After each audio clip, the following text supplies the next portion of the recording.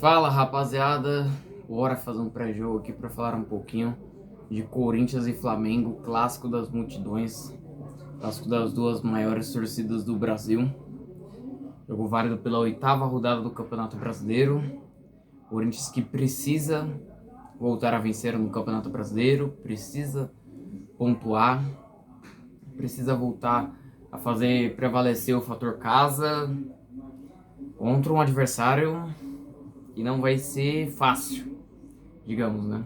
Contra um adversário que é claramente candidato ao título brasileiro, que é o Flamengo, e que nos últimos anos, apesar do Corinthians ter conquistado a Supercopa do Brasil em cima deles, mas um adversário que vem sendo uma pedra no sapato do Corinthians, principalmente na Neoquímica Arena, tanto que o Flamengo acho que é o segundo, se eu não me engano, adversário que tem mais vitórias dentro da Neoquímica Arena. Acho que é o segundo time que mais venceu o Corinthians na Neoquímica Arena, algo assim. Então o Corinthians não pode achar isso normal.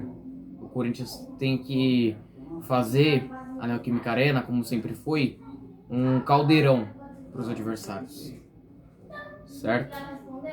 Independente de quem for, o Corinthians não dá para ter, o Corinthians não pode, em hipótese alguma, independente de quem seja o adversário do outro lado, se é o Flamengo, se é o Real Madrid, se é o Manchester City, se é o Bayern de Munique, quem for, o Corinthians não pode ter uma postura frouxa, igual vem tendo nos últimos jogos.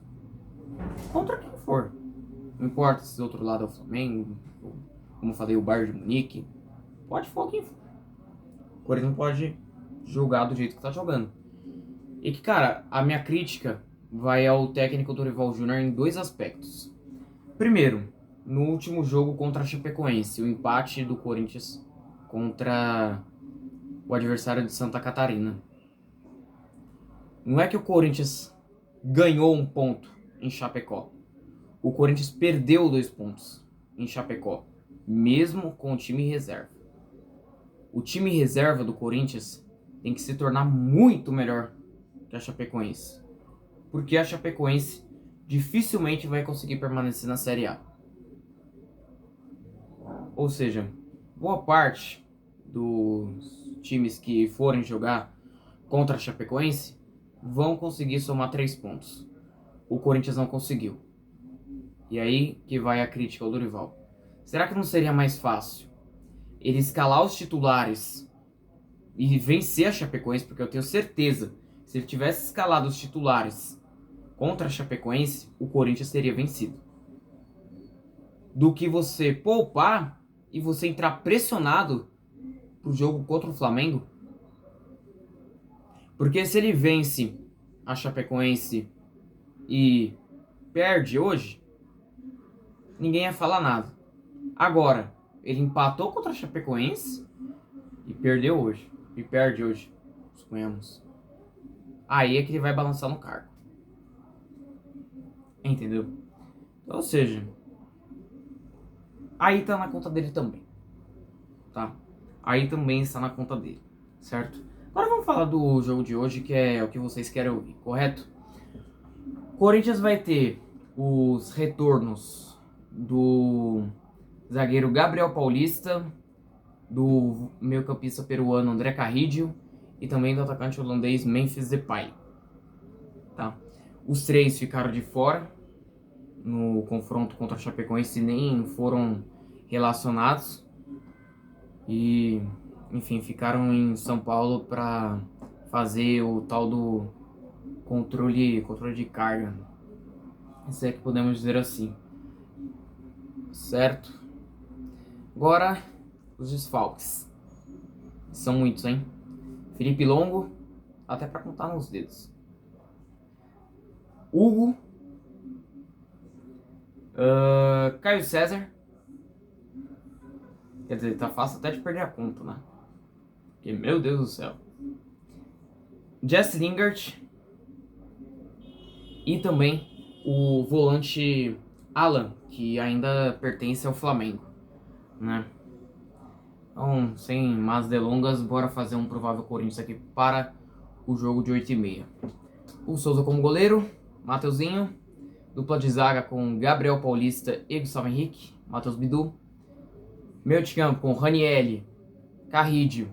E aí é que vai murar a grande dúvida do técnico Dorival Júnior. Quem que ele vai colocar?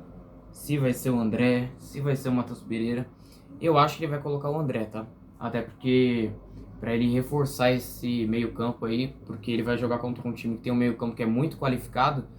E cara, se você vai começar o jogo com esse primeiro volante aqui de contenção, mas com dois jogadores que tem mais a característica do passe, que é o Matheus Pereira e o Carrídio, cara, isso sem falar do Bidon, que também é um jogador que não marca ninguém. Ou seja, você tem quatro meio-campistas aqui no total, certo? Que é o Ranieri, o André... Ou André não, desculpa. Matheus Pereira, Carrídio e o Bidon. Desses quatro, três deles não marcam. Que é o Carrídio, o Matheus Pereira e o Bidon. Contra Eric Pulgar. Ah, o Pulgar não vai jogar. Verdade, o Pulgar não vai jogar. Esqueci dessa. Mas aí você vai ter Jorginho do outro lado. Você vai ter De La Cruz. Você vai ter Paquetá. Você vai ter Arrascaeta. Então, ou seja, você vai jogar contra um time que tem muito mais recursos. E que a maioria desses jogadores que eu falei aí, pra não dizer todos eles, mas boa parte deles seriam titulares aqui em todos os times da América do Sul. Ou seja, a chance de você perder o meio campo é grande. E fora que, do outro lado, você tem um grande técnico, que é o Leonardo Jardim. E que, diga-se de passagem, o Leonardo Jardim, apesar de ter sido eliminado da Copa do Brasil no ano passado pro Dorival Júnior, cara, se você for ver os pênaltis ali, que, pô, beleza, a gente vibrou muito ali, o Souza pegou a cobrança do Gabigol, mas vamos falar dos 90 minutos?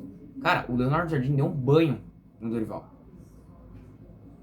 Então, um técnico que, taticamente, não que o Dorival não seja esse cara, mas o Leonardo Jardim, ele também sabe encaixar o meio campo perfeitamente. Ele tem um olho, praticamente, o Leonardo Jardim. E aí você vai ter três jogadores que não marcam, de quatro você tem três que não marcam, você deixa o meio campo, esse primeiro volante sobrecarregado, e o Flamengo pega esse meio campo e janta, ó, faz